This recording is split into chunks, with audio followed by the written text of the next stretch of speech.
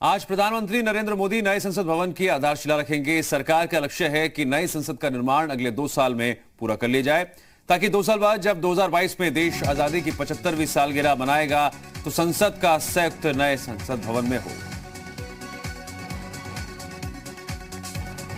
नए संसद भवन का आज शिलान्यास होने जा रहा है। नए संसद भवन में 1224 सांसद एक साथ बैठ सकेंगे। संसद की नई इमारत भूकंप रोधी क्षमता वाली होगी। संसद भवन की नई बिल्डिंग का शिलान्यास आज प्रधानमंत्री नरेंद्र मोदी करेंगे। 2 साल में इमारत बनकर तैयार हो जाएगी। निर्माण कार्य पर कुल 971 करोड़ रुपए की लागत का अनुमान जताया गया है। नए संसद भवन में 1224 सांसद एक साथ बैठ सकेंगे।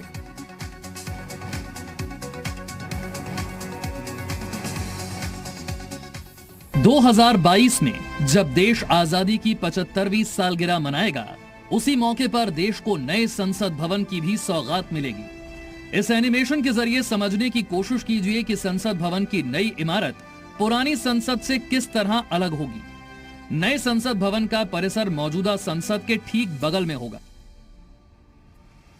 मौजूदा संसद भवन का परिसर गोलाकार है, जबकि प्रस्तावित संसद भवन का नया परिसर गोल नहीं, त्रिकोण आकार का होगा। यानी 2022 तक जिस संसद भवन को आप साकार होते देखेंगे वो त्रिकोणीय होगा। सबसे पहले आपको नए बनने वाले संसद भवन के अंदर की तस्वीरें दिखाते हैं। नए संसद भवन में लोकसभा का हॉल कुछ ऐसा होगा। लोकसभा की भव्यता मौजूदा लोकसभा हॉल से कहीं ज्यादा होगी। मौजूदा लोकसभा में 552 सांसदों के बैठने की व्यवस्था है, जबकि नए संसद भवन में लोकसभा हॉल में 876 सांसद बैठने की व्यवस्था होगी। अभी लोकसभा में कुर्सियों का रंग हरा है। नई संसद में भी लोकसभा के लिए हरा रंग ही रहेगा। लोकसभा स्पीकर का आसन बेहद अद्भुत होगा। स्पीकर के आसन के ठीक ऊपर अशोक चक्र लगाया जाएगा। लोकसभा स्पीकर के आसन के दोनों तरफ बड़े बड़े एलईडी स्क्रीन लगे होंगे। लोकसभा हॉल की सीलिंग पर शानदार डिजाइन बनाई जाएगी, जिससे लोकसभा हॉल को और भी आकर्षक रूप मिलेगा। लोकसभा हॉल के अंदर पहली मंजिल पर पब्लिक गैलरी है, जहां पर पत्रकार और अतिथि बैठते हैं। मौजूदा समय में यहां 300 अतिथि बैठ सकते हैं। नए लोकसभा हॉल में पब्लिक गैलरी में बैठने के इंतजाम बढ़ाए जाएंगे। वर्तमान परिप्रेक्ष्य के अंदर ये भवन छोटा भी है